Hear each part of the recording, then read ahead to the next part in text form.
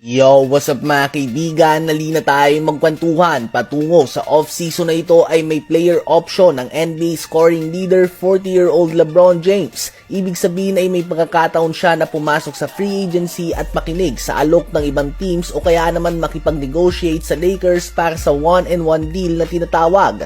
1 year of guaranteed contract at ang second year naman ay may player option ulit. Ito nga ang ginagawa niya the last two contracts sa pinirmahan niya sa Lakers. Ganun pa man ay maiba ngayon dahil hindi na ni LeBron ginamit ang kanyang player option bagkus pinick up na niya ang 52.6 million contract para maglaro ng kanyang record-breaking 23rd season sa Los Angeles Lakers. Siya nga ang only player sa history ng NBA na maglalaro ng 23 seasons dahil sa pag-opt-in ni LeBron sa kanyang contract na nagkakahalaga ng $52.6 million, wala ngang pay cut na magaganap. Hindi siya kukuha ng mas maliit na sahod para mas makabelo sana ang Lakers sa free agency.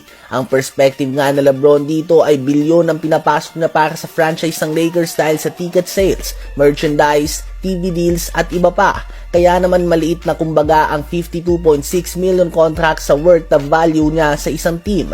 Dahil sa pag-pick up ni LeBron ng 1-year deal niya at hindi pag-negotiate ng 1-and-1 deal ay inaasahan na ito na ang kanyang final NBA contract and final NBA season. At mukhang natuldukan pa nga ito sa kwento ni Shams ng ESPN na this past week ay nag-dinner sa LeBron, ang kanyang asawa Savannah James, si Kevin Love at ang asawa nito at iba pa nilang kaibigan. At sa isang video ng isa sa kasama nila LeBron ay narinig ang 4-time MVP na sinasabi na gusto na ng kanyang asawa na mag-retire siya next year or so. Kapag asawa na nga nagsalita ay mahirap na ito tanggihan mga kaibigan dahil alam naman natin na family man nga sa LeBron at tumatanda na din ng kanilang mga anak. Mahigit kalahati na ng buhay ni LeBron ang inilaan niya sa basketball at panahon na para anihin ang bunga ng lahat ng kanilang sakripisyo na mag-asawa. Ang lahat ng oras na nawala dahil sa mga biyahe at pag-ensayo, panahon na nga para bawiin ito.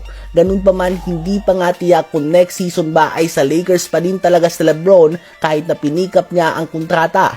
Dahil ayon din kay Shams ay sinabi sa kanya ng agent ni LeBron na si Rich Paul na hindi sigurado si LeBron sa roster ngayon ng Lakers. Suportado ni LeBron ang ideya na mag-build around sa future ni Luka Doncic sa Lakers. Subalit kailangan din nila na maging realistic sa kung ano man ang gustong gawin ni LeBron sa kanyang sitwasyon ngayon. Gusto pa din nga daw ni LeBron na mag-compete para sa championship at gusto niyang pahalagahan ang bawat taon na natitira niya sa NBA. So basically, ang sinasabi dito ni Rich Paul ay kung hindi gagalaw si Rob Pelinka at hindi satisfied si LeBron sa Lakers roster ay andun ang posibilidad na humingi ito ng trade patungo sa isang team na may better realistic chance of winning a championship. Ang tanong lang dito ay may team ba na handa na i-trade ang kanilang mga young assets para sa isang taon lang na LeBron na nagkakahalaga ng 52.6 million. So pressure nga kay Rob Pelinka na gumawa ng matinding galaw ngayong off-season. Ano ba masasabi nyo tungkol dito?